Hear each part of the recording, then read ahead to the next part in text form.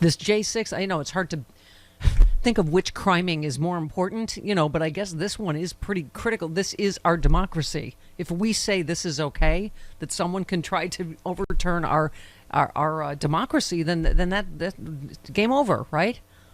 Yeah. Oh, yeah, absolutely. So I hope that these investigations and indictments create sort of this critical mass that squeezes at least enough of these people out of their torpor, out of their stunned cult worship, whatever there's the delusion, the delirium that they're caught within.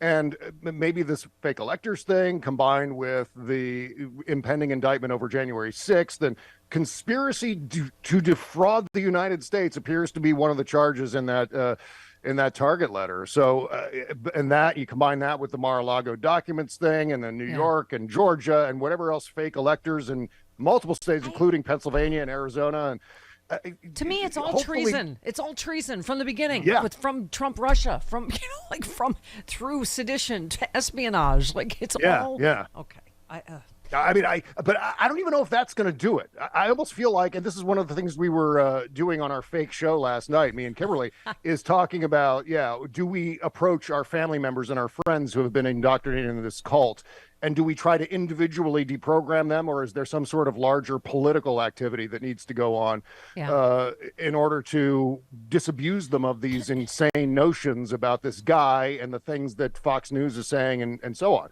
I don't know what the solution is. I was just saying this, Bob, in light of that. My mom was a lifelong Republican Fox News watcher. Yeah. She has Alzheimer's. She was 100. We stopped talking about politics. And I was saying that, Bob, that in the end, I think all there is love. And maybe that's how we heal this nation, is one person you love at a time. But, I'm not back right a day, Travis, before like Lindy Lee's tweet today. Lauren Boebert threw away a pin honoring a murdered Uvalde kid right in front of the people who gave it to her. Cruz and Abbott didn't attend a single Uvalde funeral. Republicans wear assault weapons pins instead of the American flag. The pro-life party is the biggest scam in America. You've got, Greg Abbott telling troopers to push women and children back into the Rio Grande, put razor wire in there, drown them. I mean, I don't... This is a party that is just based on cruelty, the best I can tell. So I don't know how you start with that. It's cruelty that fuels a cynical cash grab. I mean, Lauren Boebert threw that pin away because she knew as soon as the video got out, as soon as the word got out about that her fundraising would go up. Marjorie Taylor Greene is 1,000% about raising as much money as she possibly can. So every time she opens her giant yapper, that's what happens. Suddenly there's a tsunami of cash rolling into her super PACs and her campaign accounts, and so her war chest.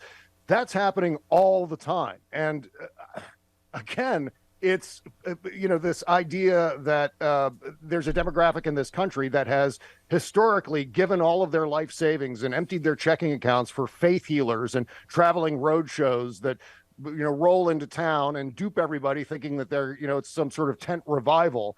And of course, it's all bogus and BS. They don't know it. And the same thing is happening. It's sort of extended into the political realm. And it's been going on for years. I remember Glenn Beck. I'm sure you do, too, where Glenn Beck's style. My mom's bird used to masturbate to Glenn Beck specifically on Fox News. I didn't know that. Now I'm having a hard time getting that visual out of my head. But you and me both. But his style when he was on Fox News was entirely like a televangelist, and that was intentional. Because that works. It's very easy to see how a certain demographic in this country gets taken in by these professional scam artists.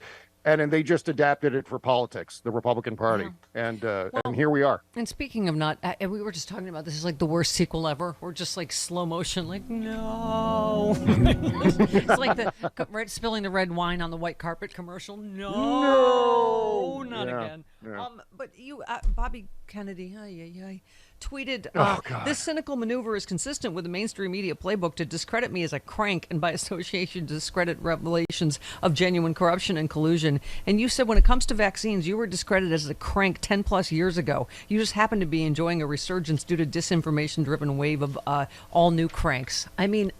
Yeah, I've said it a million times. I knew Bobby. I was a friend. I don't know what's happened to him, but he is a complete crank, and he is dangerous, and his family is speaking out about it. I don't know what else to say about it. Right. Well, once again, it's the cynical cash grab. That's entirely what it is. And what we have to do in this country, and one of the big pieces of damage that was created by Donald Trump is that political tourists are qualified somehow to be president. RFK Jr., Marianne Williamson, the large array of freaks and weirdos on the Republican side who have no business being anywhere near government are suddenly seen as qualified to do that job. And I always ask the hypothetical question, would you be okay with RFK Jr. or Marianne Williamson flying your commercial jet from New York to LA? Would you be okay with RFK Jr. or Marianne Williamson cutting you open on a surgeon's table? If the answer is no, why on earth would you want them to be in control of the nuclear arsenal in the United States, control over the world's largest economy? That's insanity. Well, I don't know how we got to this point where we think that just anyone can be president of the United States. Yeah. Anyone could take this impossible task in their hand and do Trump. It without any experience. I blame Donald Trump. We're just like, okay, that's the reality show guy. Yeah, he's one of the prime suspects for why there's that idea that anyone can do this job, because Donald Trump did it for 4 years. Yeah. Finally, you commented, Elon Musk says Twitter is struggling with a heavy debt load due to losing 50% of advertising revenue. And you said he could always reset the platform to September 2022, unload it for a tax write-off, go back to immolating rockets and cars full time. Between you being on vacation, Travis leaving me, my mom dying last week, there's too much change. I'm sticking with Twitter for right now. We opened a Threads account. I haven't had the bandwidth to try it, but that's what I'm hoping, is that he just, admits defeat and sells it or whatever.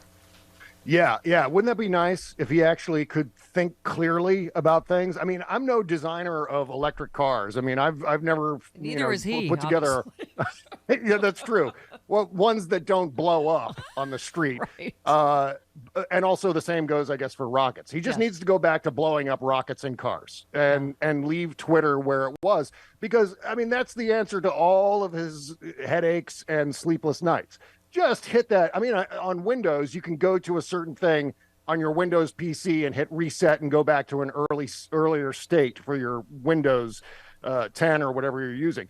He should just do that with Twitter. Just revert back to October of 2022 and problem solved. Everyone's happy. Everyone returns to Twitter. And there are far fewer copycats that we have to now copy and paste our posts into Too much all change. day long. I'm not good with change. Okay. Yeah. Thanks, Travis. Anyway, just kidding. Jody's Thanks for going on vacation, Bob, and putting more pressure on me. Yeah. Okay. I go on vacation and everything changes. I'm with you, Stephanie. I fear change. This is just too awkward. You're going to need to coordinate your vacations with my, traumatic life. I'll just try to schedule with you. Bob, I think I'm going to have a traumatic life event. You need to stay home. Yeah.